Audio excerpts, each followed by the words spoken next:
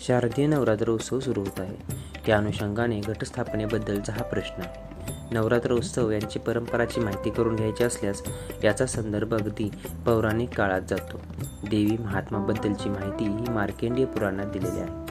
याची पौराणिक माहिती अशी की शरद ऋतूतील वार्षिक महापूजेत देवी महात्म्य भक्तिपूर्वक ऐकल्यास सर्व बंधनापासून व्यक्ती मुक्त होते आणि धनधान्याने परिपूर्ण होते. आज आपण घट मांडल्यानंतर बाजूने धान्य टाकतो. एकंदरीत नवरात्र या उत्सवाचा काळ बघितला तर हा ऋतू परिवर्तनाचा काळ असतो. यामुळे आपली नवीन शक्ती, नवा उत्साह, उमेद निर्माण होत असतो. बृहत संहितेनुसार सूर्य तसेच इतर ग्रहांमध्ये होणाऱ्या परिवर्तनाचा प्रभाव मनुष्याच्या आरोग्यावर आणि व्यवहारावर होत असतो. सृष्टीतील परिवर्तन हा शक्तीचाच खेळ आहे. ब्रह्मचर्य, संयम, उपासना, यज्ञ केल्याने शरीरातील रोगप्रतिकारक शक्ती वाढते. स्मरणशक्ती चांगली होऊन बौद्धिक विकास होतो.